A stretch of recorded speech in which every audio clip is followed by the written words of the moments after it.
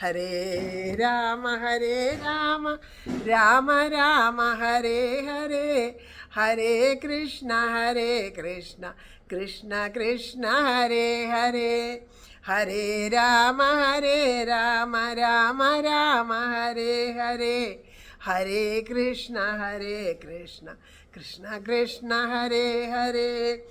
സദാ സർവത്ര ഗോവിന്ദനാമ സങ്കീർത്തനം, ഗോവിന്ദ ഗോവിന്ദ. ശ്രീഹരയേ നമ. ഹരേ ഗുരുവായൂരപ്പ ശരണം. നാരായണാഖില ഗുരോ ഭഗവൻ നമസ്തേ. ജയ് ജയ് ശ്രീ രാധേശ്യാം. രാധേശ്യാം. എല്ലാ സജ്ജനങ്ങളുടെയും പാദത്തിലെ മനസ്സുകൊണ്ട് നമസ്കരിക്കുന്നു.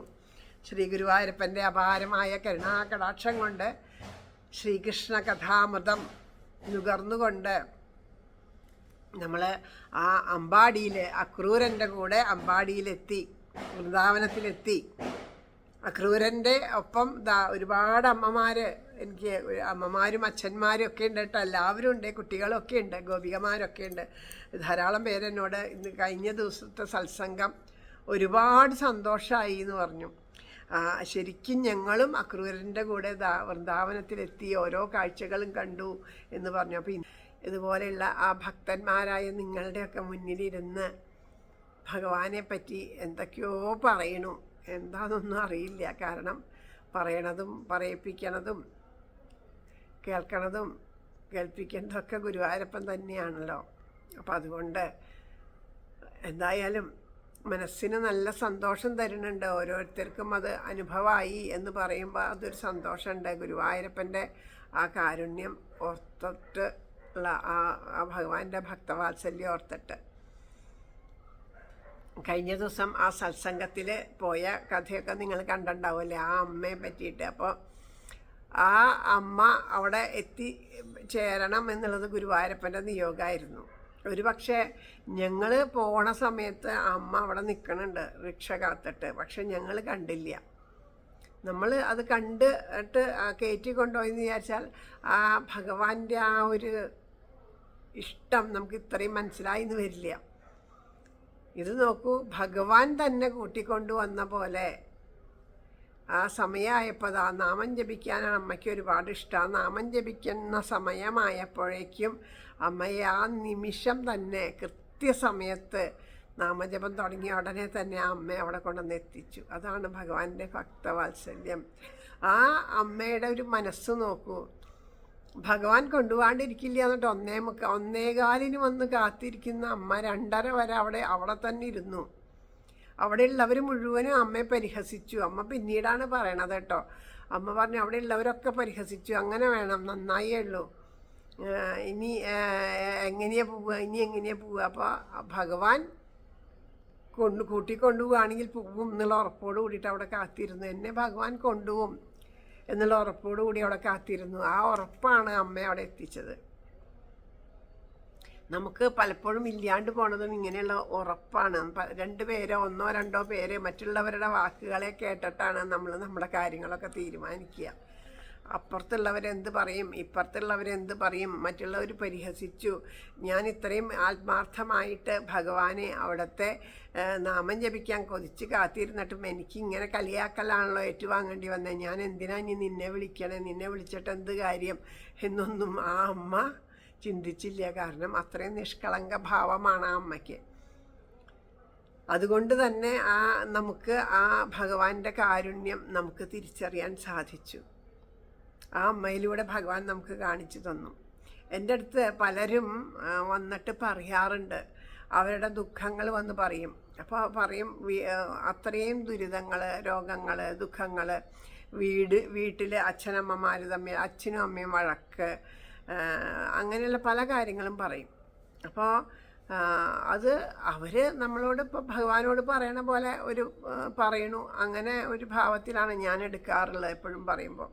അപ്പം എന്താണോ മനസ്സിൽ ഉചിതമായിട്ട് തോന്നണത് അത് മറുപടിയായിട്ട് പറയാറുണ്ട്. കാരണം ആ തോന്നലൊക്കെ നമ്മുടെ തോന്നിയവാസിയായിട്ടുള്ള ഗുരുവായൂരപ്പനാണല്ലോ ഉള്ളിലിരുന്ന് തോന്നിക്കണേ. അതുകൊണ്ട് തന്നെ അപ്പോൾ അങ്ങനെയുള്ള ആ തോന്നൽ പറയാറുണ്ട്. അപ്പോൾ പലപ്പോഴും എനിക്ക് അനുഭവപ്പെട്ട കാര്യങ്ങളെന്ന് വെച്ചാൽ അങ്ങനെ ഒരു ഗൃഹത്തിലെ കാര്യം എന്നോട് പറഞ്ഞു. അവർക്ക് പല ബുദ്ധിമുട്ടുകളുണ്ട്. അച്ഛനും അമ്മയും വഴക്ക്, വീട്ടിലെ കാര്യങ്ങളൊക്കെ വളരെ ബുദ്ധിമുട്ട്, അങ്ങനെയുള്ള ബുദ്ധിമുട്ട് വന്നു. പിന്നെ അവസാനം ആ ഗൃഹത്തിൽ നിന്ന് ഗൃഹനാഥൻ അവരൊക്കെ ഇട്ടിട്ട് പോയി. ആ ഒരവസ്ഥയിൽ എന്ത് ചെയ്യും എന്നാലോചിക്കുമ്പോൾ ഭഗവാൻ പല കാര്യങ്ങൾ ഉറപ്പുണ്ട്. അപ്പോൾ അവർ പറയുന്നത് എപ്പോഴും എന്താണെന്ന് പറയുമോ, എനിക്ക് ഉറപ്പുണ്ട് കണ്ണൻ എന്നെ കൈവിടില്ല എന്ന്, എനിക്ക് ഉറപ്പുണ്ട് കണ്ണൻ എന്നെ കൈവിടില്ല എന്ന്. കണ്ണൻ കൈവിടില്ല എന്നുള്ളതിൻ്റെ ഉറപ്പ് തന്നെയാണ്. നമുക്ക് കണ്ണ് തന്നതുണ്ട് നല്ലത് കാണാൻ, കാത് തന്നിട്ടുണ്ട് നല്ലത് കേൾക്കാൻ, കൈകളും കാലുകളും തന്നിട്ടുണ്ട് പ്രവർത്തിപ്പിക്കാൻ, ബുദ്ധി തന്നിട്ടുണ്ട് ചിന്തിക്കാൻ. ഇതൊക്കെ ഭഗവാന്റെ കാരുണ്യം തന്നെയാണ്. അതിനെ വേണ്ടതിനെ ചിന്തിച്ച് നമുക്ക് ഓരോന്നിനനുസരിച്ചിട്ട് നമുക്ക് പ്രവർത്തിക്കാൻ സാധിക്കണം. അപ്പോൾ അവർക്ക് ഏറ്റവും വലിയ ബുദ്ധിമുട്ട് ഓരോ ദിവസവും കഴിഞ്ഞു പോണത് എങ്ങനെയാണെന്ന് അറിയില്ല അവർക്ക്. അപ്പോൾ അതിന് വേണ്ടിയിട്ട് പറയും. അപ്പോൾ ചിലപ്പോൾ പറയും പുറത്ത് പോയിട്ട് എന്തെല്ലാം ജോലികൾ ഇന്ന് ചെയ്യാനായിട്ട് സാധിക്കും ഇന്നത്തെ ഒരവസ്ഥയിൽ. എത്രയും ഇപ്പോൾ കഴിഞ്ഞത് ഇത് പറഞ്ഞപ്പോഴാണ് പറഞ്ഞത്. ഞാനൊരു മോനെ പരിചയപ്പെട്ടു. അപ്പോൾ ആ മോൻ പറഞ്ഞത് അവൻ കോളേജിൽ പഠിക്കുന്ന സമയത്ത് ഞായറാഴ്ചയൊക്കെ ആയാൽ കൂട്ടുകാരന്മാരൊക്കെ കൂടിയിട്ട് എന്ത് ചെയ്യും എന്ന് വിചാരിച്ചാൽ ഈ മാരേജ് അങ്ങനെയുള്ള ഓരോ ഫങ്ഷനൊക്കെ ഉണ്ടാവുമല്ലോ, അതിൻ്റെ ഈവൻറ്റ് മാനേജ്മെൻറ്റുകളൊക്കെ ഉണ്ടാവും. അതിൽ ആരെങ്കിലും ഒക്കെ ആൾ പോരാണ്ടൊക്കെ വന്നു കഴിഞ്ഞാൽ അതിൽ ചെന്ന് ചേരും. അപ്പോൾ അതിൽ നിന്നൊരു പോക്കറ്റ് മണി കിട്ടും. പഠിക്കുന്ന കാലത്ത് അത്യാവശ്യ കാര്യങ്ങൾ നടക്കാനുള്ള പോക്കറ്റ് മണിയായി അന്നത്തെ ദിവസം ഭക്ഷണം അവർക്ക് അവിടുന്ന് ലഭിക്കും. അപ്പോൾ ആ ഒരു ദിവസം അവരങ്ങനെ ചെയ്യും.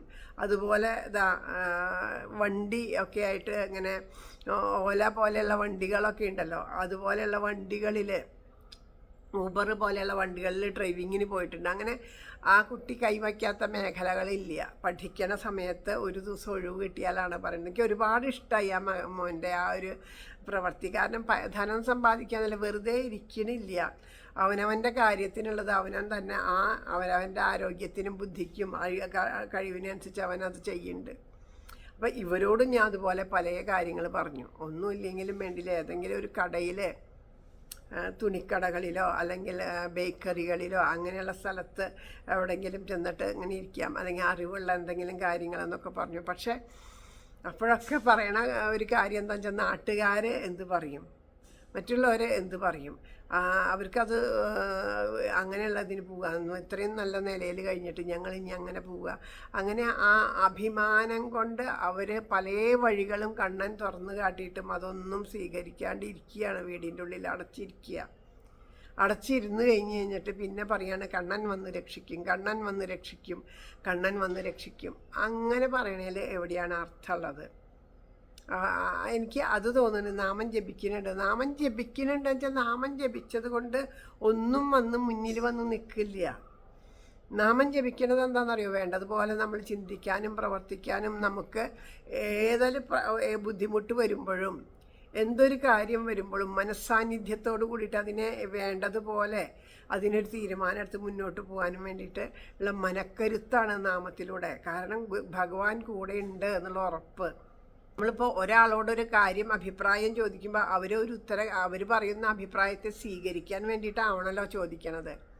അപ്പോൾ ഒരാളുടെ അല്ലെങ്കിൽ ഇപ്പോൾ പലരും പറയാറുണ്ട്, ഇവിടെ ഇരുന്നിട്ട് പറയുന്ന കഥകൾ ആരെയും എനിക്കറിയണവരല്ല, ഞാനിവിടെ ഇരുന്നിട്ട് മനസ്സിൽ ഭഗവാൻ എന്തോ തോന്നിക്കണോ അത് പറയണം. അപ്പോൾ പലരും എന്നോട് പറയാറുണ്ട്, ഇന്നത്തെ ഒരു സത്സംഗം എനിക്കുള്ള ഉത്തരമാണ്, എനിക്ക് വഴി തുറന്ന് കാണിച്ചു, ഞാൻ അങ്ങനെ അവരത് കേട്ടിട്ട് അത് ആ ഭഗവാന്റെ വാക്കുകളായിട്ട് സ്വീകരിച്ചിട്ട് അതിനെ മുന്നോട്ട് പോകാനായിട്ട് അവർ പരിശ്രമിക്കുന്നുണ്ട്. അതൊന്നും ഇല്ലാണ്ട് പഠിപ്പ് പഠിച്ചിട്ടുണ്ട്, ആ പഠിപ്പിനെ ഉപയോഗിക്കുന്നില്ല. അവനവൻ്റെ കഴിവുകളുണ്ട്, ആ കഴിവിനെ ഉപയോഗിക്കുന്നില്ല. എന്നാൽ വേണ്ട, എവിടെയെങ്കിലും പോയിട്ട് ചെറിയ ചെറിയ ജോലികളായിട്ടും ചെയ്യാൻ അതിനെ ഉപയോഗിക്കുന്നില്ല. എല്ലാം എന്തുകൊണ്ടാണ്? ദുരഭിമാനം കൊണ്ടാണ്. ഭഗവാനെ കിട്ടണമെങ്കിൽ ഗോപികമാരോട് പറഞ്ഞു, ഈ ഭാവമൊക്കെ ഉപേക്ഷിച്ചാൽ മാത്രമേ എന്നെ കിട്ടുള്ളൂ എന്ന് ഭഗവാൻ തന്നെ പറഞ്ഞു. പിന്നെ ഇതാ ഭഗവാൻ കൈവിടില്ല എന്നും പറഞ്ഞ് ഇരുന്നോർത്ത് ഭക്ഷണം ഇതാ ഇന്ന സ്ഥലത്തുണ്ട്, അത് പോയി എടുത്ത് കഴിച്ചോളൂ എന്ന് പറഞ്ഞ് ആ ഭക്ഷണത്തിൻ്റെ വിശന്നിരിക്കുകയാണ് ഒരാൾ. ആ വിശന്നിരിക്കണ ഒരാൾ അങ്ങനെ വിശന്നിരിക്കുമ്പോൾ പറയണത് ഇന്ന ദിക്കിൽ അവിടെ പ്രസാദോട്ടുണ്ട്, അമ്പലത്തിലെ പ്രസാദോട്ടുണ്ട്, അവിടെ പോയിട്ട് ആഹാരം കഴിച്ചോളൂ എന്ന് പറഞ്ഞ ദുരഭിമാനം. അവിടെ പോയിട്ടൊക്കെ ആഹാരം കഴിക്കാൻ എല്ലാവരും പോലെ മോശക്കേടല്ലേ എന്ന് വിചാരിച്ചിരുന്നാൽ വിശപ്പ് മാറില്ല. ആഹാരം വിശക്കുന്നവന് ആഹാരം കാണിച്ചു കൊടുത്തു, അതിനുള്ള വഴി കാണിച്ചു കൊടുത്തു, അതിനെ സ്വീകരിക്കണില്ല എന്ന് വെച്ചാൽ പിന്നെ എങ്ങനെയാണ് വിശപ്പ് മാറുക? പിന്നെ വിശക്കണേന് ഈശ്വരനെ കുറ്റം പറഞ്ഞിട്ട് കാര്യമുണ്ടാ?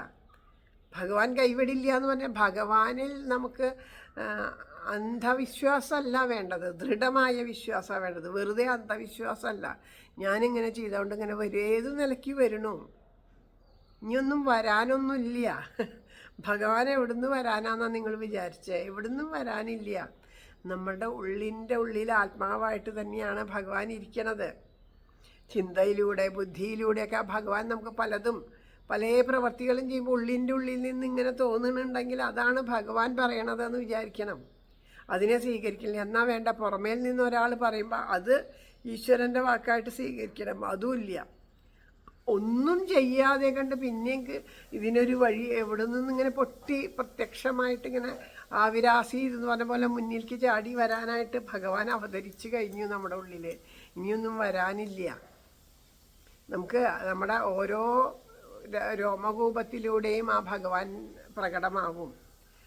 നമ്മുടെ മനക്കരുത്ത് കൊണ്ട്, നമ്മുടെ ദൃഢനിശ്ചയം കൊണ്ട്, നമ്മുടെ ചിന്ത കൊണ്ട്, നമ്മുടെ ബുദ്ധി കൊണ്ടൊക്കെ ഗുരുവായൂരപ്പനെ പ്രകടമാകും നമ്മുടെ മുമ്പിൽ. അങ്ങനെയൊക്കെയാണ് പ്രകടമാവുക. അപ്പം അതൊന്നും ഇല്ലാതെ കണ്ട് ഒരു മുറിയുടെ ഉള്ളിൽ ഈ എല്ലാ ജനലയും വാതിലും അടച്ചിട്ട് ഇരുന്നിട്ട് സൂര്യൻ ഇതിൻ്റെ ഉള്ളിൽ വന്ന് ഉദിക്കും, സൂര്യൻ ഇതിൻ്റെ ഉള്ളിൽ വന്ന് ഉദിക്കും എന്ന് പറഞ്ഞാൽ അങ്ങനെ ഉദിക്കുമോ സൂര്യൻ? ആ ജനാലയം സൂര്യൻ ഉദിക്കുകയും അസ്തമിക്കുകയൊക്കെ ചെയ്യുന്നുണ്ട്. പക്ഷേ ആ ജനവാതിൽ തുറക്കാത്തത് കൊണ്ട് എപ്പോഴും അന്ധകാരമാണ്. അതിന് ഭഗവാനെ പറഞ്ഞിട്ട് കാര്യമില്ല. പിന്നെയും എന്താണ് അതിനൊക്കെ ഒരു ഉത്തരം പറയാൻ? എൻ്റെ ഉള്ളിൽ ഇല്ല ഉത്തരമൊന്നും പറയാൻ. അങ്ങനെ ഒരു ഉത്തരവില്ല പറയാൻ. എങ്ങനെയാണ് ഉത്തരം പറയുക? വേണ്ടത് വേണ്ട സമയത്ത് ചെയ്യാതെ കണ്ട് ഇപ്പോൾ അവനവൻ്റെ അതിൽ വരണ ഓരോ കാര്യങ്ങൾ ചെയ്യേണ്ടത് വേണ്ടതുപോലെ ചെയ്യാണ്ട് ഭഗവാനെ പഴി പറയും. അങ്ങനെ അത് ഭഗവാന്റെ നിശ്ചയമല്ല. ഭഗവാൻ നമുക്ക് എല്ലാം തന്നിട്ടുണ്ട്. ചിന്തിക്കാൻ ബുദ്ധി തന്നിട്ടുണ്ട്, പ്രവർത്തിക്കാനായിട്ടുള്ളത് തന്നിട്ടുണ്ട്.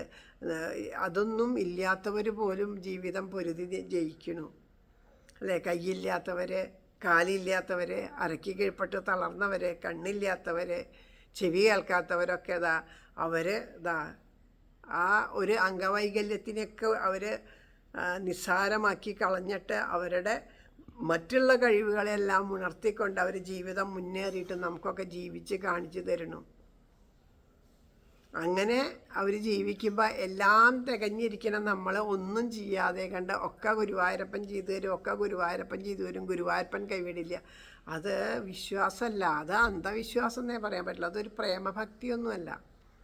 ഭഗവാൻ രക്ഷിക്കുന്നു മാത്രം പറഞ്ഞിരുന്നിട്ട് കാര്യമില്ല.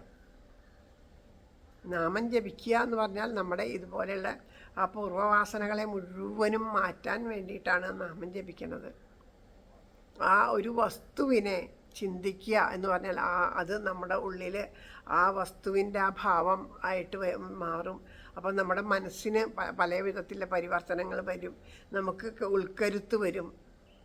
അപ്പം എന്തിനും പതറാണ്ട് മുന്നോട്ട് പോവുക. നമ്മൾ ചെയ്യാനുള്ള കർമ്മങ്ങൾ പരമാവധി ചെയ്ത് തീർത്താൽ ബാക്കിയല്ല. എന്നിട്ട് പറയുക, ഭഗവാനെ എൻ്റെ കർമ്മങ്ങൾ ഞാനിതാ പരമാവധി ചെയ്തു, അവിടുത്തെ പാദത്തിൽ സമർപ്പിച്ചു. ഇനിയൊക്കെ ഭഗവാനെ അവിടുന്ന് രക്ഷയായാലും ശിക്ഷയായാലും ഒക്കെ ഞങ്ങൾക്ക് അനുഗ്രഹം തന്നെയാണ്, അവിടുന്ന് മാത്രമേ ഉള്ളൂ എന്ന് പറയുമ്പോഴാണ് അത് യഥാർത്ഥമായിട്ട് ഭക്തി.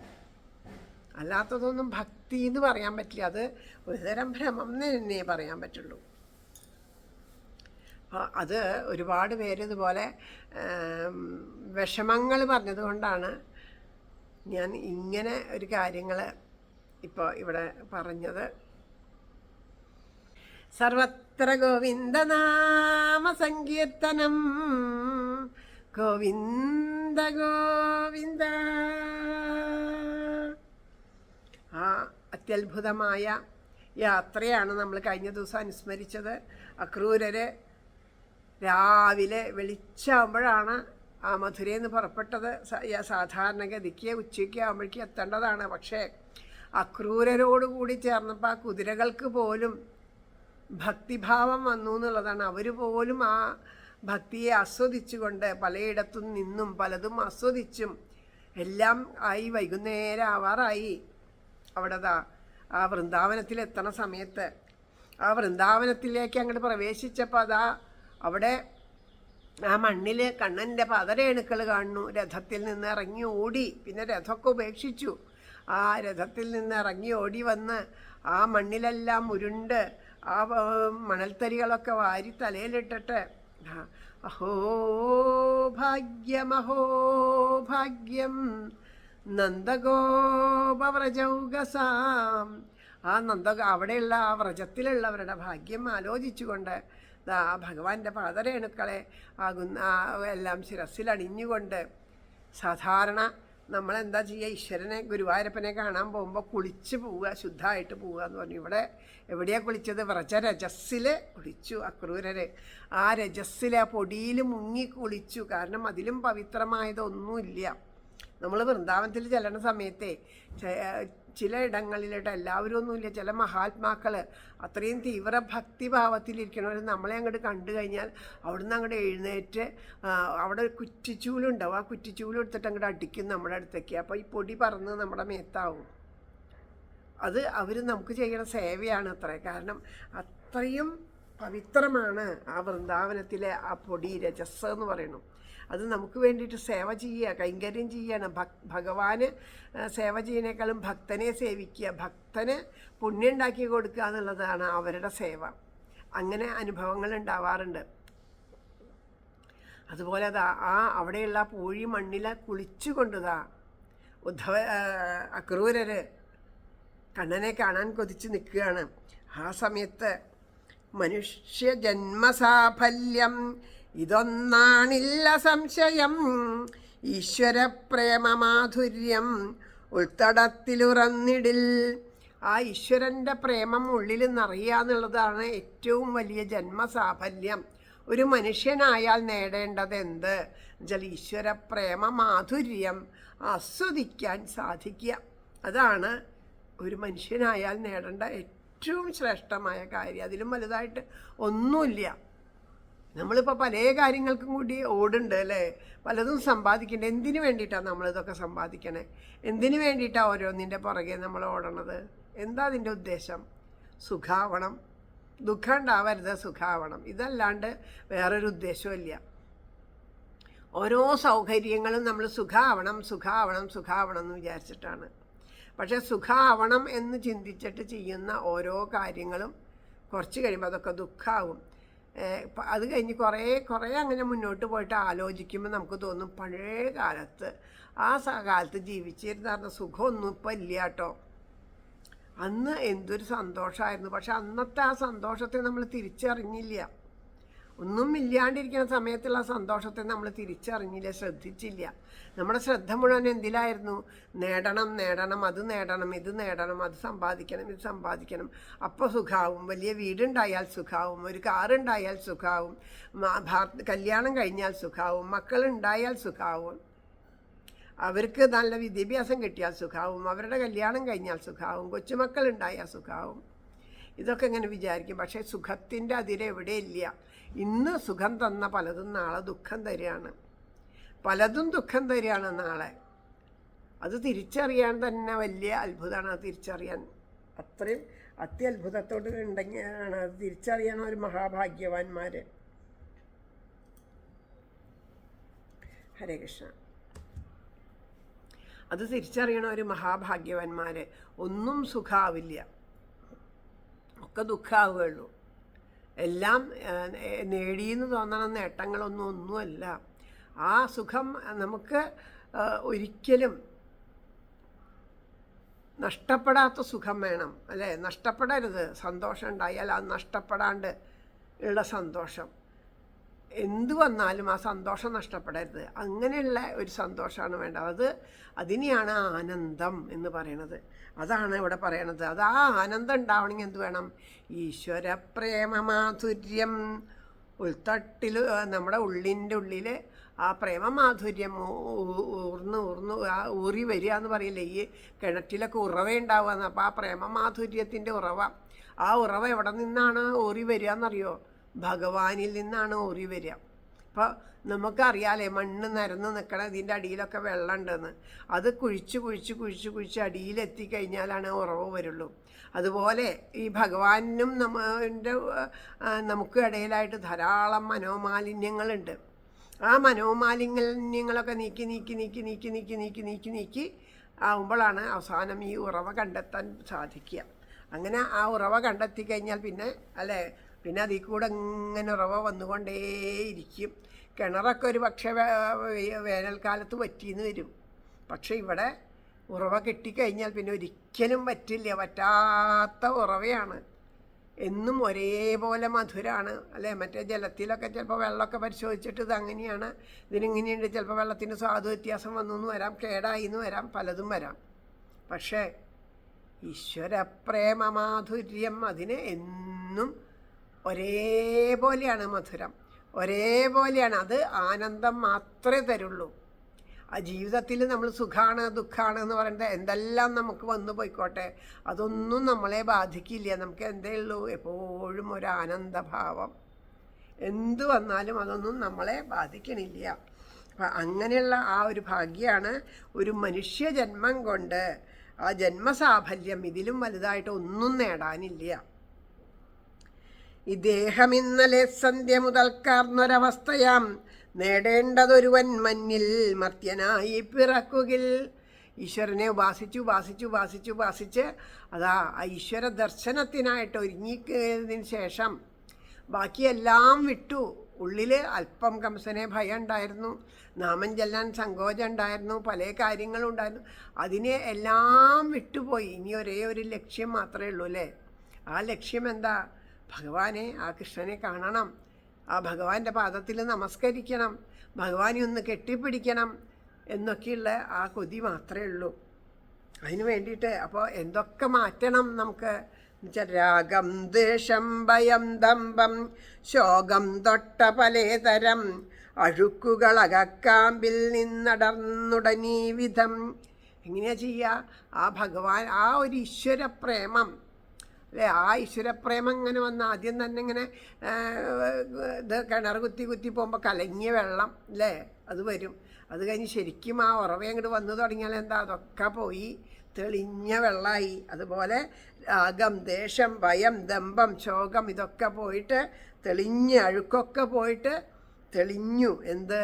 ആ ആനന്ദത്തിൻ്റെ അമൃതധാരയാണ് നമ്മളിലേക്ക് ഒഴുകണത്. അത് തെളിഞ്ഞ ഒഴുക്ക്, ഒരിക്കലും പറ്റാത്ത ഒഴുക്കാണത്. അങ്ങനെ ആ പുണ്യചിന്താപ്രവാഹത്തിൽ ഒഴുകിയിടുകില ആ നരൻ ശുദ്ധാന്തരംഗൻ ഭഗവത് ദർശനത്തിനു യോഗ്യനാം. അപ്പം ഈശ്വരനെ കാണണമെന്ന് കൊതിക്കണവരാലോചിച്ചോളൂ. അതിൻ്റെ യോഗ്യത എന്തൊക്കെയാന്ന്. ഇപ്പോൾ ഓരോരോ ജോലികൾ ഓരോരോ കാര്യങ്ങൾക്കൊക്കെ ഇന്ന വിദ്യാഭ്യാസ യോഗ്യത എന്ന് പറയും. ഈശ്വരനെ കിട്ടാനുള്ള യോഗ്യത എന്തൊക്കെയാണ്? എപ്പോഴും ഈശ്വര ചിന്തയിലിരിക്കുക, നാമം ജപിച്ചുകൊണ്ടേയിരിക്കുക. ആ ഭഗവാനെ പറ്റി ചിന്തിച്ച് എങ്ങനെയാണ് ആ ക്രൂരർ കഴിഞ്ഞത്? തൻ്റെ കർമ്മങ്ങളൊന്നും ഉപേക്ഷിച്ചില്ല. കംസൻ പറഞ്ഞു, അയ്യോ ഇത് ശരിയായ കർമ്മമല്ല, അതെനിക്ക് ചെയ്യാൻ പറ്റില്ല. അങ്ങനെയൊന്നുമില്ല. അകർമ്മം വികർമ്മം എന്നൊന്നുമില്ല. ഒക്കെ ഭഗവാൻ സമർപ്പിച്ചാൽ ഒരു കർമ്മത്തിൻ്റെയും ബുദ്ധിമുട്ടില്ല. അപ്പോൾ അതിൻ്റെ ആ കർമ്മപ്രാരാബ്ധം ഒന്നും ചേരുമില്ല. അപ്പോൾ സർവവും ഈശ്വരന് സമർപ്പിച്ചുകൊണ്ട് ഈശ്വരൻ എനിക്ക് തന്ന അനുഗ്രഹമാണ് എന്ന് ചിന്തിച്ചുകൊണ്ട് അങ്ങനെ കഴിഞ്ഞുകൂടി. അപ്പോഴും ആ കംസനെ ഭയം ഉണ്ടായിരുന്നു, നാമം ജപിക്കാൻ സങ്കോചം ഉണ്ടായിരുന്നു. കാരണം കംസനെ ഭയപ്പെട്ടിട്ടാണ് എല്ലാം ഉണ്ടായത്. അങ്ങനെ ആ പല വിധത്തിലെ കുറച്ചൊക്കെ ആ കംസൻ്റെ ഒരു എപ്പോഴും ആ പ്രീതി ലഭിക്കാൻ വേണ്ടി ആത്മാർത്ഥമായ പ്രവർത്തികൾ കംസനെ സന്തോഷിപ്പിക്കാൻ, ഭഗവാനെ സന്തോഷിപ്പിക്കുന്നതിനേക്കാളും കൂടുതൽ കംസനെ സന്തോഷിപ്പിക്കാൻ പ്രവർത്തിച്ചു എന്നൊരു സംശയം. അങ്ങനെയുള്ള കാര്യങ്ങളൊക്കെ ചെയ്തു. എന്നാലും ഈശ്വരനെ കൈവിടാണ്ട് നിന്ന് വിളിച്ചപ്പോൾ ആ കംസനിലൂടെ തന്നെ ഈശ്വര സാക്ഷാത്കാരത്തിനുള്ള വഴി തെളിഞ്ഞു വന്നു. അതോട് കൂടിയിട്ടതാ മറ്റുള്ള എല്ലാം വിട്ടുമാറി, ഭയങ്ങളും എല്ലാം വിട്ടുമാറി, എന്തെന്നില്ലാത്തൊരു ധൈര്യം ഉള്ളിൽ വന്നു. ഇനി എനിക്ക് ഒന്നും വേണ്ട, ഭഗവാൻ മാത്രം മതി, ഞാൻ കാണും ഭഗവാനെ. കാരണം ഇത് നിശ്ചയിച്ചത് ഭഗവാനാണ്, ഞാനല്ല നിശ്ചയിച്ചത്. അതുകൊണ്ട് കാണും. നമ്മൾ എൻ്റെ ഭക്തി കൊണ്ട് കാണുന്നല്ല പറഞ്ഞേ, ഗുരുവായൂരപ്പൻ്റെ നിയോഗം ഇതാണ്. അതുകൊണ്ട് ഞാൻ ഇന്ന് ഗുരുവായൂരപ്പനെ കാണും, ആ കണ്ണനെ കാണും, ആ ഉണ്ണിയെ കാണും എന്നുള്ള കൊതിയോട് കൂടിയിട്ടതാ വന്നു കഴിഞ്ഞിട്ടതാ ആ ചിന്തകളുടെ പ്രവാഹം കൃഷ്ണനെ പറ്റി മാത്രമേ ചിന്തിച്ചിട്ടുള്ളൂ. അതാണ് ആ കൃഷ്ണ ദർശനത്തിന് യോഗ്യനാക്കി തീർത്തത്. കണ്ടാൻ അക്രൂരനമ്പാടി മുറ്റത്തു മുകിൽ വർണ്ണനെ, പലേ ഗോപാലരും പൈക്കൽ കറന്നിടും ഇടങ്ങളിൽ, നറുമ്പാലിന് പൊൻകിണ്ണം കാട്ടി നിന്നവർ മുമ്പിലായി പാൽപുഞ്ചിരി പൊഴിച്ചേറെ പിന്നും വിശ്വൈകനാഥനെ. വൈകുന്നേരത്ത് ആണ് അവിടെ ആ അമ്പാടിയിലെത്തിയത്. ആ സമയത്ത് എല്ലാ പശുക്കളെയും കൊണ്ടുവന്നു. അവരൊക്കെ വന്നു. എല്ലാവരും ആ തൊഴുത്തിൽ ഉണ്ട്. അപ്പോൾ അവരെയൊക്കെ ഇറക്കി കറക്കുകയാണ്. ആ പശുക്കളെ, ധാരാളം പശുക്കളെ കറന്നുകൊണ്ടിരിക്കുകയാണ്. അതിൻ്റെ ഇടയിൽ ഒരു പാത്രത്തിൽ പൊൻകിണ്ണം, ഒരു ഗ്ലാസ് പിടിച്ചിട്ട് കാത്തിരിക്കുകയാണ് കണ്ണൻ, പാല് കുടിക്കാൻ വേണ്ടിയിട്ട്. കറക്കുന്നവരടുത്ത് ചെന്നിട്ട് പാലിന് കൊതിച്ചിട്ട് ഒരു പാത്രവും പിടിച്ച് നിൽക്കണ കണ്ണനെയാണ് ആദ്യമായിട്ട് അതോ പുഞ്ചിരിച്ചുകൊണ്ട് നിൽക്കുന്ന ആ കണ്ണനെ ആര് കണ്ടു? അക്രൂരൻ കണ്ടു. ആദ്യമായിട്ട് ദർശനം. ആ പ്രേമപ്പൈമ്പാലിന് വേണ്ടിയിട്ട് എനിക്ക് വേറെ ഒന്നും വേണ്ട, നിങ്ങളുടെയൊക്കെ ഈ പ്രേമത്തിൻ്റെ നറുമ്പാല് മാത്രം മതി എന്ന് പറയുന്ന ഒരു ദർശനം. നമുക്ക് തോന്നും ഒരു പക്ഷേ അവിടെ നിൽക്കുന്നവരുടെ കയ്യിൽ നിന്നുള്ള പാലിന് വേണ്ടിയിട്ടാണ്. അതൊന്നുമല്ല. അക്രൂരർ ഇതുവരെ ഉള്ളിൽ നിറച്ച് വെച്ച ആ പ്രേമത്തിൻ്റെ ആ പാല് സ്വീകരിക്കാനായിട്ടാണ് ആ കണ്ണൻ അവിടെ കാത്തു നിൽക്കുന്നത്. തനിത്തങ്ക നിറമ്പുണ്ട ബലരാമനെയും മഹാൻ കറന്നു കഴിയാറായതങ്ങ് ഓർത്തനങ്ങാതെ നിൽപ്പതായി കുളിച്ചു കളഭം മെയ്യിൽ പൂശിവാർ മുല്ലമാലയും പീലിവാർ മുടിയും പുത്തൻ പീതനീലാംബരങ്ങളും ചമഞ്ഞണിഞ്ഞു വെൺഗോപിക്കുരിക്കുള്ളിൽ മനോഹരം ചേലാർന്ന കുങ്കുമപ്പൊട്ടും തൊട്ട രണ്ടു കിടങ്ങളെ. എങ്ങനെയാണ് നിൽക്കണത്? ഏട്ടനും നിൽക്കുന്നുണ്ട് കേട്ടോ അവിടെ. ഏട്ടനെങ്ങനെയാണ്? നീലാംബരമൊക്കെ നീല നിറത്തിലുള്ള വസ്ത്രമൊക്കെ ധരിച്ച്, കുളിയൊക്കെ കഴിഞ്ഞ് നീലവസ്ത്രങ്ങളൊക്കെ ധരിച്ച് മനോഹരമായിട്ട് ഗോപിക്കുറിയൊക്കെ തൊട്ട് ധാരാളം മുത്തുമാലകളും രത്നമാലകളൊക്കെ അണിഞ്ഞ് ചേട്ടനും അതുപോലെ മഞ്ഞ പട്ട് ഉടുത്ത് മുത്തുമാലകളും ആ രത്നമാലകളൊക്കെ ചാർത്തി ഗോപിക്കുറിയൊക്കെ അണിഞ്ഞ് കണ്ണൊക്കെ എഴുതി മയിൽപ്പീലിയൊക്കെ ചൂടി കണ്ണനും ഏട്ടനും രണ്ടുപേരും ഏട്ടാനിയന്മാരാണെന്ന് തോന്നുകയില്ല. ഒരുപോലെയുള്ള രണ്ടുപേര്, ഒരാൾ വെളുത്തത്, ഒരാൾ കറുത്തത്, ഇത്രയേ ഉള്ളൂ വ്യത്യാസം. വെളുത്ത ആൾ നീലപ്പട്ട്, കറുത്ത ആൾ മഞ്ഞപ്പട്ട്, അങ്ങനെയുള്ള വ്യത്യാസമുള്ളൂ. ഏട്ടൻ്റെ തോളത്ത് കൂടെ കൈയിട്ടിട്ട്, ഏട്ടനും അനിയനും പരസ്പരം തോളത്ത് കൂടെ കൈയിട്ടിട്ട്, ആ ഇടത് കൈകൾ പരസ്പരം തോളത്തേക്കൂടെ ഇട്ടിട്ട് വലത് കയ്യിൽ രണ്ടുപേരും ആ ഓരോ പാത്രം പിടിച്ചിട്ടുണ്ട്. ഇതിനു വേണ്ടിയിട്ട് പാലിന് വേണ്ടി കാത്തു നിൽക്കുകയാണ്. ഇപ്പം കിട്ടും എന്ന് വെച്ചിട്ട് ആ പാലിന് വേണ്ടി കാത്തു നിൽക്കണം. പലേ ഗോപാലബാലന്മാരുടെ മധ്യത്തിലങ്ങിനെ സൗന്ദര്യ സുകുമാര്യങ്ങൾ ഉടലാർന്നതുപോലവേ നീലത്താരിതൾ നാണിക്കും നീണ്ട കണ്ണിൻ്റെ ഭംഗിയും സുനാസാശോഭയും അതിസുന്ദര ഭ്രൂവിലാസവും ചെഞ്ചോരിവായ് മലർച്ചേരും ചേലും മണികുണ്ടലകാന്തിയും കലരും സുമുഖന്മാരെ വിശ്വപ്രേമാങ്കുരങ്ങളെ വൈരപ്പതക്കവും നീലവൈഢൂര്യമണിമാലയും മാറിൽ ചാർത്തിയ മഞ്ഞിൻ്റെ മഹിതാഭരണങ്ങളെ പൊൻപട്ടം ചാർത്തി മിന്നീടും മഹാ ആനക്കുട്ടികൾ പോലവേ പൊൻപട്ടം ചാർത്തി മിന്നീടും ആനക്കുട്ടികൾ പോലവേ ചന്തവും പ്രൗഢിയും പൂണ്ട മാധുര്യമുകുളങ്ങളെ പാരിടം ഭാര്യയെ പരിപാലിപ്പാനമ്പിയെന്നവതീർണരായി വ്രജത്തിൽ വാഴും വാത്സല്യവായ്പിൻ നിറകുടങ്ങളെ തേർവിട്ടിറങ്ങിയ ക്രൂരൻ പരമാനന്ദവിഹ്വലൻ കണ്ണീരൊഴുകി മൂധാവൂ കുനിഞ്ഞു തൊഴുകയ്യുമായി അടുത്തെങ്ങിനെയോ ചെന്നു തൃപ്പാദകമലങ്ങളിൽ നമസ്കരിച്ചു സാഷ്ടാംഗം തേരിൽ നിന്നോർത്ത പോലവേ. ധാരാളം ഗോപകുട്ടികളുടെ ഇടയിൽ ആ സൗന്ദര്യത്തിൻ്റെ ആ നിറകുടങ്ങളായിട്ടുള്ള രാമനും രാമനും നിൽക്കുകയാണ്. അതിസുന്ദരമായിട്ടുള്ള കണ്ണുകളും അതിസുന്ദരമായിട്ടുള്ള ആ മൂക്കും ആ പുഞ്ചിരിക്കുന്ന ചുണ്ടുകളുമൊക്കെ ആയിട്ട് രണ്ട് സുന്ദര കുട്ടന്മാരിതാ അവരുടെയൊക്കെ എല്ലാ വിശ്വത്തിനെ മുഴുവനും തൻ്റെ പ്രേമം കൊണ്ട് തന്നിലേക്ക് ആകർഷിക്കുന്ന ആ പിഞ്ചു കിഴങ്ങളെ അവരുടെ അടുത്തേക്ക് ക്രൂരൻ എങ്ങനെയാന്ന് നടക്കാനൊന്നും പറ്റണില്ല. കയ്യും കാലൊക്കെ അങ്ങോട്ട് കുഴഞ്ഞിട്ട് വീണു പോവും. എന്തൊരു ഭാരമാണ്, ശരീരത്തിന് ഇത്ര ഭാരമുണ്ടെന്ന് അക്രൂരർ അങ്ങോട്ട് മുന്നോട്ട് നീങ്ങാൻ പറ്റണില്ല. ചിലവർക്ക് അങ്ങനെയാണെന്ന് വെച്ചാൽ അങ്ങനെയല്ല, ഭാരം കുറഞ്ഞിട്ട് അങ്ങോട്ട് പറന്നെത്തും. ഇതങ്ങനെയല്ല, ഭയങ്കരമായിട്ട് ഭാരം കൂടിയിത്രേ. ആ ഭാരം കൂടിയിട്ട് എത്തുണ്ടോയെന്ന് അറിയണില്ല. എങ്ങനെയോ ചെന്ന് കാൽക്കലങ്ങോട്ട് വീണു.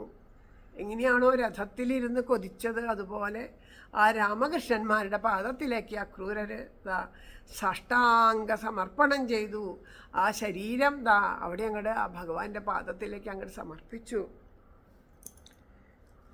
സർവം മറന്നു 4-5 നിമിഷം നേരമങ്ങിനെ അഖിലേശ്വരപാദത്തിൽ കിടന്നാൻ അതിഭാഗ്യവാൻ. എല്ലാം മറന്ന്, ഇഹവും പരവും മറന്ന് ആ സച്ചിദാനന്ദത്തിൽ ലയിച്ച് ആ ഭഗവാന്റെ പാദത്തെ മുറുകെ പിടിച്ചുകൊണ്ട് തൻ്റെ ശിരസ് ആ കുഞ്ഞു പാദത്തിൽ വച്ച് 2 കൈകളെ കൊണ്ടും ആ പാദത്തെ മുറുകെ പിടിച്ചുകൊണ്ട് എത്ര നേരം അങ്ങനെ കിടന്നു എന്ന് അക്രൂരന് നിശ്ചയമില്ല. അത്രയും ആനന്ദത്തിലെല്ലാം മറന്നു. ഒരു തരം ധ്യാനാവസ്ഥയിൽ ആ ധ്യാന സുഖത്തെ അനുഭവിച്ചുകൊണ്ട് അക്രൂരൻ അവിടെ ഇങ്ങനെ കിടന്നു. അദ്ദേഹത്തിന് എപ്പോഴോ ആ ഒരു സമാധി ഭാവത്തിൽ നിന്നിങ്ങനെ ഉണർന്നപ്പോൾ എണീറ്റിട്ട് ഞാൻ അക്രൂരനാണ്, കംസൻ പറഞ്ഞേച്ചിട്ട് വന്നതാണെന്നൊക്കെ പറയണമെന്ന് ആഗ്രഹമുണ്ട്. പക്ഷേ ശരീരം പൊങ്ങണ്ടേ, നേരത്തെ പറഞ്ഞ പോലെ ഭാരം കൂടുതലാണ്, ശരീരം പൊങ്ങണേ ഇല്ല, അനങ്ങാൻ പറ്റണില്ല. എങ്ങനെയാണോ ഒരു ദണ്ട് വീണ് കിടക്കണേ അതുപോലെ അങ്ങോട്ട് വീണ് കിടക്കുക. ആ ഒരു വടി ഇങ്ങനെ ഇട്ടാൽ അതങ്ങോട്ട് വീഴും. പിന്നെ അത് നമ്മളാരെങ്കിലും പിടിച്ചിട്ട് പൊന്തിച്ചാലേ അത് പൊന്തുള്ളത് തന്നെത്താനെ എണീറ്റ് നിൽക്കുമോ? ഇല്ല, അതുപോലെ തന്നെ അത്ര ഈ അക്രൂരർക്ക് പറ്റണില്ല. എണീറ്റക്രൂരനാ ഞാനെന്നോതുവൻ പോലും ആ മഹാൻ ആളായില്ലേതും അവർ തൻ മുമ്പിൽ ഗദ്ഗദകണ്ഠനായി. ഭഗവാനതറിഞ്ഞോമൽ തൃക്കൈ കൊണ്ടതിധന്യനെ പിടിച്ചു പുളകം പൂണ്ട മഹാത്മാവിനെ മെല്ലവേ. കണ്ണന് ആ മാനസികാവസ്ഥ നല്ലോണം മനസ്സിലായി. വേറെ ആർക്കാ മനസ്സിലാവുക? കണ്ണനല്ലാണ്ട് നമ്മുടെ ഹൃദയം. കണ്ണൻ വേഗം പതുക്കെ കുഞ്ഞി കൈകളെ കൊണ്ട് സ്വയം എണീക്കാനോ പിടിക്കാനോ പറ്റാത്തൊരു കൊച്ചു കുഞ്ഞ് നമ്മൾ എവിടെയെങ്കിലും വീണു, നമുക്ക് തന്നെത്താൻ എണീക്കാൻ പറ്റണില്ല. നമ്മളവിടെ ഒരു 5 വയസ്സായൊരു കുട്ടിയുണ്ട്, നമ്മളെ എടുത്ത് പൊന്തിക്കാൻ തന്നെ അതിനെക്കൊണ്ട് സാധിക്കുമോ? അങ്ങനെയുള്ള ആ കൊച്ചു കുഞ്ഞിതാ ആ പിഞ്ചു കരങ്ങൾ, ആ കരങ്ങളെ കൊണ്ട് ഇങ്ങനെ തോളത്ത് പിടിച്ച് പൊന്തിക്കാൻ നോക്കുകയാണ് അക്രൂരനെ. ആ അക്രൂരരുടെ ശരീരത്തിലേക്ക് ആ ഭഗവാന്റെ ആ തൃക്കരം അങ്ങോട്ട് ചേർന്നപ്പോൾ പുളകം കൊണ്ട് ശരീരം മുഴുവനും പുളകം കൊണ്ട് പൂത്ത് പുളകാഞ്ചിതഗാത്രനായിട്ട് അദ്ദേഹം ഒരു തരം വിറയലോട് കൂടിയിട്ട് ശരീരം വിറയണു, തൊണ്ട ഇടറണു, കണ്ണ് നിറഞ്ഞൊഴുകണു.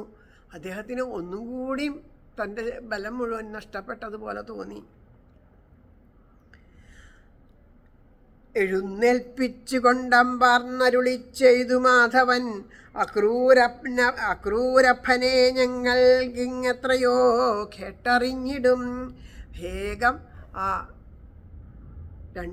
ഇരുതോളത്തും പിടിച്ചിങ്ങനെ പൊന്തിച്ച് കയ്യിൽ പിടിച്ച് പതുക്കെ എഴുന്നേൽപ്പിച്ചുകൊണ്ട് ചിരിച്ചുകൊണ്ട് കണ്ണിലേക്ക് തന്നെ നോക്കിക്കൊണ്ട് ചിരിച്ചുകൊണ്ട് പറയാണ്, അക്രൂരപ്പ, ഞങ്ങൾക്ക് നല്ലോണം അറിയാം അക്രൂരപ്പനെ പറ്റിയിട്ട്. അച്ഛൻ ഇവിടെ വന്ന് പറഞ്ഞിട്ട് ഞങ്ങൾ നല്ലോണം കേട്ടിട്ടുണ്ട്, ഞങ്ങൾക്കറിയാം എന്ന് പറയണു. അദ്ദേഹത്തിൻ്റെ തൊഴുകൈ പിടിച്ചു വിനയാന്വിതൻ അമ്പാർന്നനുജനോടൊപ്പം ബലരാമൻ മഹാഭുജൻ ഗൃഹത്തിലേക്കു താൻ കൂട്ടിക്കൊണ്ടങ്ങു ചെന്നാദരത്തോടും സുവർണമണിപീഠത്തിൽ ഇരുത്തി വിധി പോലവേ. അപ്പോഴേക്കും ബലരാമൻ കൂട്ടിപ്പിടിച്ച രണ്ട് കൈകളെയും ബലരാമൻ പിടിച്ചു. എന്നിട്ട് രണ്ടുപേരും രണ്ട് കൈയിലും പിടിച്ചുകൊണ്ട് വരൂ വരൂ വരൂ എന്ന് പറഞ്ഞതാ അദ്ദേഹത്തിനെ കൂട്ടിക്കൊണ്ട് പോവുകയാണ്. അകത്ത് കൊണ്ടുപോയിട്ട് അവിടെ മണിമഞ്ചത്തിൽ കൊണ്ടുവന്നിരുത്തി കാലൊക്കെ കഴുകിച്ച് അദ്ദേഹം ആ സുധാമാവിനെ പോലെ അങ്ങനൊരു യാന്ത്രികമായിട്ട് കൂടെ ഒഴുകിപ്പോയിട്ടുണ്ട്. അവിടെ ചെന്ന് ഇരുത്തിയപ്പോൾ അവിടെ ഇരുന്നു. കാല് അവരെടുത്തിട്ട് ഏതോ ഒരു താലം എടുത്തിട്ട് അതിലേക്ക് കാല് രണ്ടും വെച്ചു. അങ്ങനെയൊക്കെ അവർ അറിയണുണ്ടെങ്കിലും ആ ഒരു സച്ചിദാനന്ദ സ്പർശത്തിൻ്റെ ആ സമാധിയിൽ അലിഞ്ഞ പരമാനന്ദത്തിൽ മുങ്ങി കണ്ണുനീരൊഴുകിക്കൊണ്ടിരിക്കുകയാണ്. അങ്ങനെ രണ്ടുപേരും കൂടി കാല് കഴുകിക്കണു. ഏട്ടൻ വെള്ളം പകർന്നു കൊടുക്കണു, അനിയൻ കാല് കഴിക്കണു. ആ തീർത്ഥമൊക്കെ എടുത്ത് ഏട്ടനും അനിയനും തളിക്കണു. അത് കഴിഞ്ഞാൽ ചന്ദനം പുഷ്പങ്ങളെ കൊണ്ടൊക്കെ പൂജിക്കണു. ഇതൊക്കെ കഴിഞ്ഞ് എല്ലാം വിധി പോലെ ചെയ്തു. അത് കഴിഞ്ഞിട്ട് എന്ത് ചെയ്തു? ആ വന്ന ആൾക്ക് കഴിക്കാനായിട്ട് ജലം, അതുപോലെ മധുരസാധനങ്ങൾ അതൊക്കെ അങ്ങനെ കൊടുത്ത് എല്ലാം കൊടുത്തതാ ആ അതിഥിയെ സന്തോഷിപ്പിച്ചു. രാമകൃഷ്ണന്മാർ എങ്ങനെ വേണം, നമ്മുടെ വീട്ടിലൊരാൾ വന്നാൽ എങ്ങനെ വേണം എന്നതാ കുട്ടികൾ ഒക്കെ എങ്ങനെയാണ് അവർ വരുമ്പോഴേക്കും അവരേതാ കൈമ പിടിച്ച് ഇന്നത്തെ പോലെ ഇതുപോലെ ഇല്ലെങ്കിലും ആ കുട്ടികൾക്ക് അങ്ങനെ ഒരു ഭാവത്തിൽ വേണം. ആ കുട്ടികൾ വന്ന് സ്വീകരിക്കുമ്പോൾ വലിയവർ വന്ന് സ്വീകരിക്കണേക്കാളും സന്തോഷമാണ് വരണവർക്ക്. നമ്മുടെ കുട്ടികളൊക്കെ ആരെങ്കിലും വന്നാൽ മൊബൈൽ നോക്കി അവിടെ ഇരിക്കുന്നുണ്ടാവും. ഒന്ന് എണീക്കണ്ട, വന്ന ആളെ ഒന്ന് നോക്കിയിട്ട് ഇങ്ങനെ ഒരാൾ എന്നുണ്ടല്ലോ, അതൊരു യന്ത്രം പോലെ കസാര എങ്ങനെ കിടക്കണു, മേശ എങ്ങനെ കിടക്കണു, സോഫ എങ്ങനെ കിടക്കണു, അതുപോലെ ഒരു സാധനം അവിടെ ഇരിക്കുന്നുണ്ടാവും. അതിൻ്റെ ആ വിരലുകൾ മാത്രം ഇങ്ങനെ ഉണ്ടാവും ആ യന്ത്രത്തിൽ, അത്രയേ ഉള്ളൂ. ബാക്കി യാതൊരു ചലനവും അതിനുണ്ടാവില്ല. അങ്ങനെയാണ് ഇപ്പം നമ്മുടെ കുട്ടികൾ. പറഞ്ഞിട്ട് കാര്യമില്ല.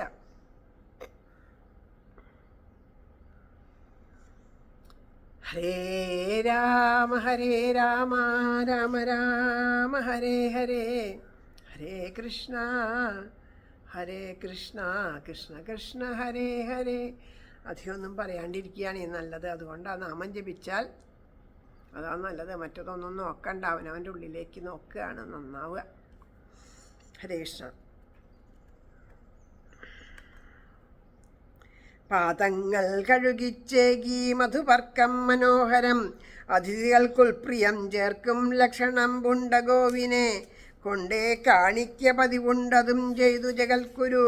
ക്ഷീണം തീർത്തു മഹാത്മാക്കൾ വീശിയും കാൽ തലോടിയും സർവേശ്വരന്മാർ ചെയ്യുന്നതെല്ലാം കൈക്കൊണ്ടു ഭാഗ്യവാൻ അന്തിക്കുക ശേഷം അക്രൂരൻ ചെയ്തൻ ദ്വാദശിപാരണ.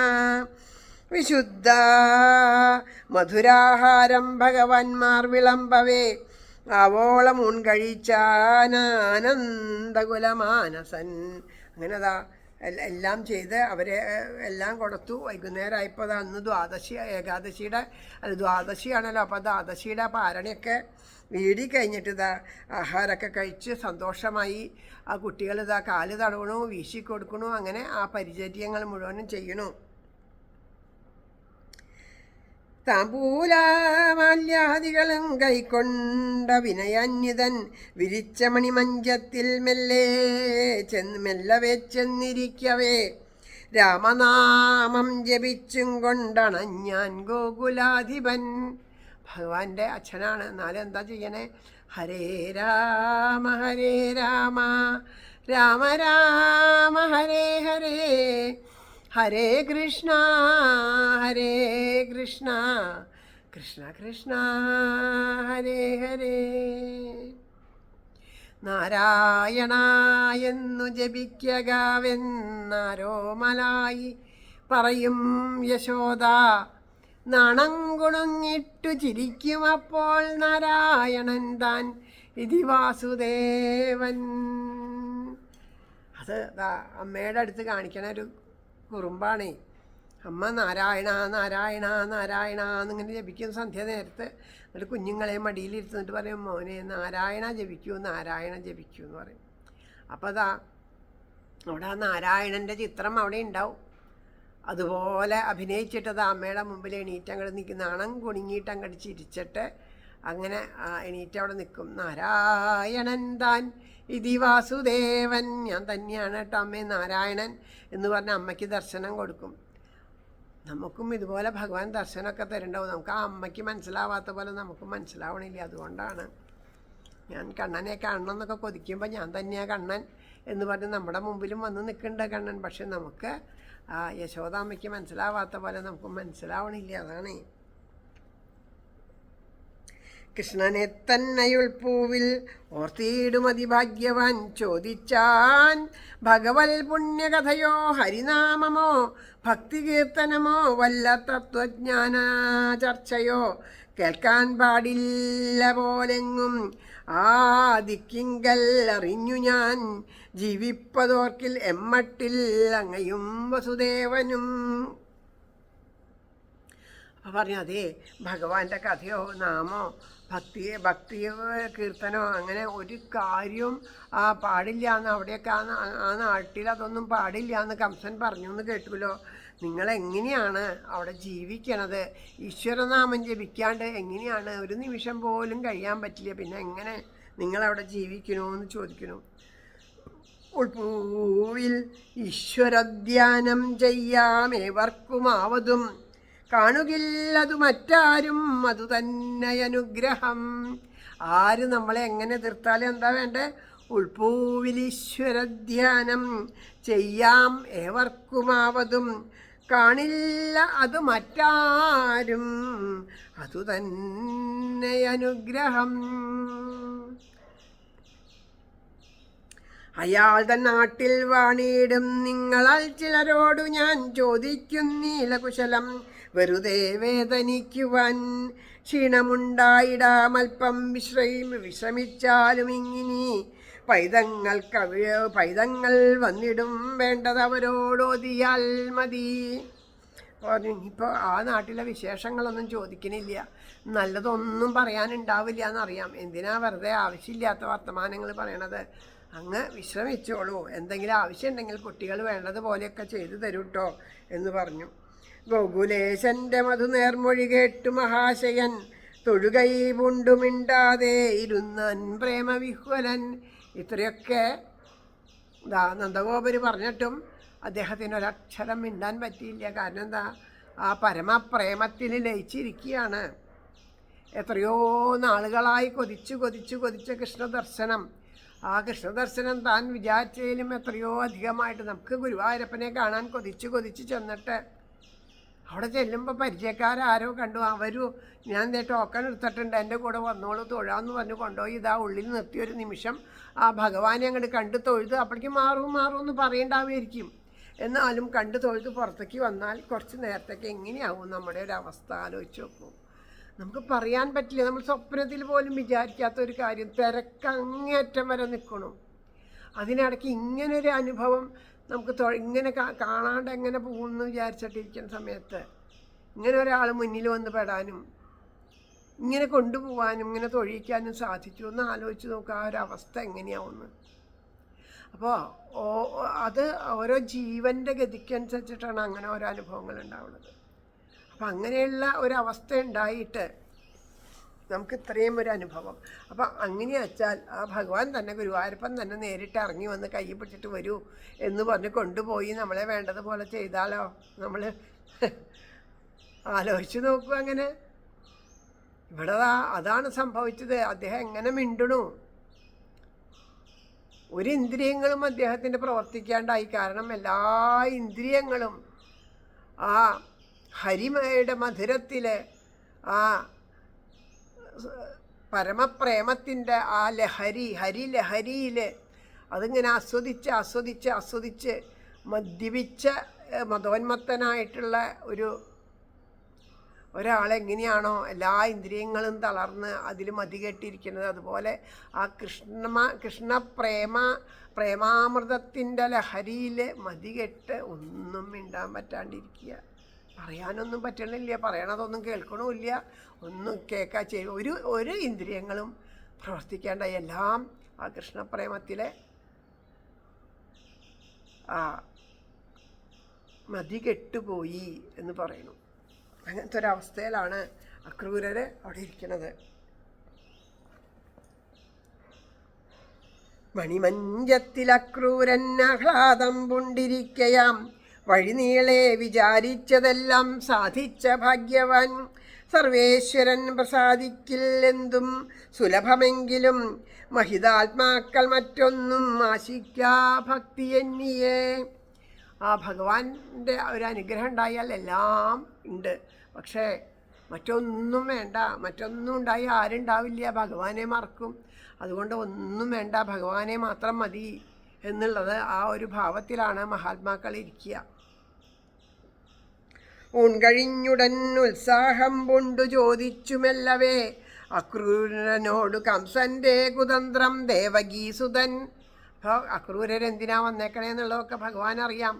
അപ്പോൾ വേഗം ആരും കാണാണ്ട് സൂത്രത്തിൽ ചെന്നിട്ട് അടുത്ത് ചെന്ന് അക്രൂരപ്പ എന്താ കംസൻ പറഞ്ഞയച്ചേക്കണേ? സ്വകാര്യമായിട്ട് ചെന്ന് ചോദിക്കുകയാണ്. അച്ഛനും അമ്മയൊന്നും കേൾക്കാൻ പാടില്ലേ. അതുകൊണ്ട് അമ്മാമനെന്ന പേരും പൂണ്ടയാൾ ജീവിച്ചിരിക്കവേ, നമുക്കെങ്ങനെയാ സൗഖ്യം പ്രജകൾക്കും ജഗത്തിതിൽ? പല കഷ്ടവും അച്ഛനും അമ്മയ്ക്കും ഞങ്ങൾ കാരണം, ഏൽക്കേണ്ടി വന്നു ജയിലിൽ പാർപ്പുമെന്തു ചെയ്തിടാം.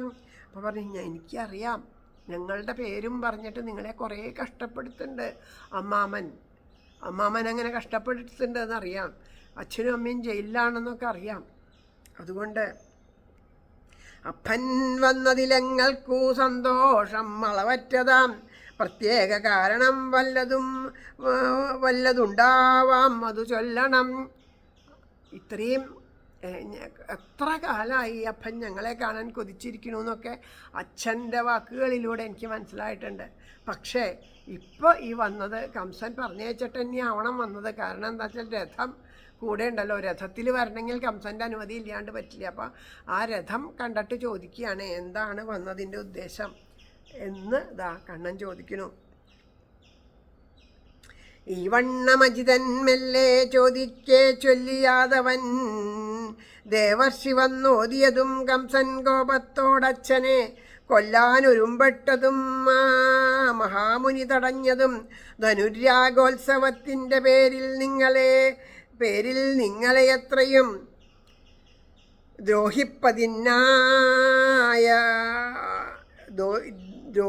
ഉപദ്രവിപ്പതിനായി ഓരോരോ ഏർപ്പാട് ചെയ്തതും മറ്റും ബലാനുജൻ കേട്ടു ചിരിച്ചും കൊണ്ടു ചൊല്ലിനാൻ. അപ്പം പറഞ്ഞു, എല്ലാ കാര്യങ്ങളും അക്രൂരൻ തുറന്നു പറയണു. നാരദർ വന്നതും ആ അച്ഛനെ അമ്മയെ വധിക്കാൻ നോക്കിയതും ആ ധനുര്യാഗം എന്നുള്ള പേരിൽ കൊണ്ടുവന്നൊരു കുട്ടികളെ വധിക്കാനായിട്ട് അവിടെയുള്ള പദ്ധതികളൊക്കെ പറഞ്ഞപ്പോൾ ഭഗവാൻ ചിരിച്ചുകൊണ്ട് പറഞ്ഞു, ഇവയൊന്നും ഒരാളോടും ചൊല്ലിയിടായെന്നുമല്ലവേ, മഹീപാലൻ്റെ നിർദ്ദേശം മാത്രം ചെന്നുടനച്ഛനെ ധരിപ്പിച്ചു കുമാരന്മാരുടൻ തൻ ഗോകുലാധിപൻ ഗോപന്മാരെ വിളിച്ചോതി മോരും തൈരും ആവതും ഉള്ളേടത്തോളവും നെയ്യും തയ്യാറാക്കണമേ വരും, കംസന്നു കാഴ്ച വച്ചിടാൻ ഇന്നു തന്നെയൊരുക്കണം. അപ്പോൾ ഇതൊക്കെ കേട്ടപ്പോൾ അതേ അച്ഛനോടൊന്നും ഇത് പറയണ്ട കേട്ടോ, ആരും അറിയണ്ട, നമ്മൾ രണ്ടാളും അറിഞ്ഞാൽ മതി. അച്ഛനോട് എന്താണോ അമ്മാമൻ എന്താണോ പറഞ്ഞേക്കണേ അത് പറഞ്ഞാൽ മതി. അപ്പോൾ വേഗം പറഞ്ഞു, അമ്മാമൻ ഇങ്ങനെ ധനുര്യാഗം നടത്തുന്നുണ്ട് അച്ഛാ, ഞങ്ങളോട് ചെല്ലണം എന്നുകൊണ്ട് അമ്മാമൻ ക്ഷണിച്ചിട്ടുണ്ട്, അതിനാണ് അക്രൂരപ്പൻ വന്നത്, അപ്പോൾ ഞങ്ങളും പോണ്ട് അപ്പോൾ എന്ന് പറഞ്ഞു. അപ്പോൾ വേഗം പറഞ്ഞു, നീ പാലും തൈരും വെണ്ണയും നെയ്യൊക്കെ വേണം, വേണ്ടതൊക്കെ എല്ലാം തയ്യാറാക്കുന്നതാണ് ഗോപന്മാർക്കൊക്കെ നിർദ്ദേശം കൊടുത്തു. വണ്ടിക്കാരൊക്കെ ഇപ്പോൾ താൻ വരണം, നാളെ രാവിലെ പുറപ്പെടണം മധുരയ്ക്കെങ്ങും എങ്ങെങ്ങും അറിയിക്കുവിൻ. രാമനും കൃഷ്ണനും പോകാൻ ഉത്സാഹം പൂണ്ടു നിൽക്കയാം. മറ്റന്നാളാണു വമ്പിച്ച ധനുരാഗ മഹോത്സവം. കാണാം പല നാട്ടുകാരും അവിടം വന്നു ചേർന്നിടും. അയച്ചിരിക്കുന്നു അക്രൂരനെ മഹാമഹീപതി. ഈ വണ്ണം ഗോകുലത്തിങ്കലെങ്ങും ചെയ്തു വിളംബരം. കൃഷ്ണനും രാമനും നാളെ കാലത്തു മധുരാപുരം കാണാൻ പോമെന്ന ദുർവാർത്ത ആരോ കൊണ്ടു വിളമ്പവേ ആയർ പെൺമണിമാർക്കുള്ളം പതറി പലമട്ടിലും. സർവത്ര ഗോവിന്ദനാമ സങ്കീർത്തനം. ഗോവിന്ദ ഗോവിന്ദ. അപ്പോൾ പറഞ്ഞു അച്ഛനോട് ഇതൊന്നും പറയണ്ടെന്ന് പറഞ്ഞപ്പോൾ അച്ഛൻ എല്ലാം ഏർപ്പാടാക്കി. വണ്ടിക്കാരോടൊക്കെ നേരത്തെ തന്നെ വരണം, നമുക്ക് എല്ലാവർക്കും വേണ്ടിയിട്ട് പോവാം ധനുരാഗ്യത്തിന്. ക്രൂരരെ ക്ഷണിക്കാൻ വന്നതാണ്. രാമകൃഷ്ണന്മാർക്കും വലിയ സന്തോഷമാണ്. അവരങ്ങനെ പുറമേ പോയിട്ടൊരു ഉത്സവത്തിലൊന്നും പങ്കെടുത്തിട്ടില്ലല്ലോ. എല്ലാ നാട്ടുകാരും വരും, ധാരാളം വിധത്തിലുള്ള ആൾക്കാരെ കാണാം. പല വിധത്തിലുള്ള കലാപരിപാടികളും ഓരോ നാട്ടിനും ആ നാടിൻ്റെ കലകളൊക്കെ ഉണ്ടാവുമല്ലോ, അതൊക്കെ അവിടെ അവതരിപ്പിക്കും. അതൊക്കെ കാണാം. കുട്ടികൾക്കും നല്ല ഉത്സാഹമാണ്. അങ്ങനെ എല്ലാവരും പോവാനായിട്ട് ഒരുങ്ങി നിന്നു. അപ്പോൾ എല്ലാവരും ഈ വാർത്ത എല്ലാ ദിക്കിലും അറിയിക്കുന്നു. അപ്പോൾ ഗോപന്മാരാണ് പോവുക, സ്ത്രീകളാരും പൊതുവെ പോവില്ല ഇങ്ങനെയുള്ളത് ഇതിനൊക്കെ. അപ്പോൾ ഗോപന്മാരാണ് പോണത്, ഗോപികമാരൊക്കെ ഒന്നും പോണില്ല. അങ്ങനെ ആ കുട്ടികളെയും കൊണ്ട് ഗോപന്മാരൊക്കെ പോകാനായിട്ട് തയ്യാറായി. അത് എല്ലാ ദിക്കിലും വാർത്ത പറയാൻ പറഞ്ഞു. അങ്ങനെ അത് ഗോപികമാരുടെ കാതിലും എത്തി എന്നുള്ള ഭാഗം വരെയാണ് നമ്മളിവിടെ പാരായണം ചെയ്ത് സമർപ്പിച്ചത്. അങ്ങനെ ആ ഭാഗങ്ങൾ ഇനി അടുത്ത ദിവസം നമുക്ക് പാരായണം ചെയ്ത് ഭഗവാന്റെ പാദത്തിൽ സമർപ്പിക്കാൻ സാധിക്കട്ടെ എന്ന് പ്രാർത്ഥിക്കുന്നു. എല്ലാവർക്കും എല്ലാ നന്മകളും ഉണ്ടാവട്ടെ എന്ന് പ്രാർത്ഥിക്കുന്നു. ശ്രീ ഗുരുവായൂരപ്പൻ്റെ പാദത്തിൽ ഈ വാക്കുകൾ സമർപ്പിക്കുന്നു. സർവത്ര ഗോവിന്ദനാമ സങ്കീർത്തനം. ഗോവിന്ദ ഗോവിന്ദ.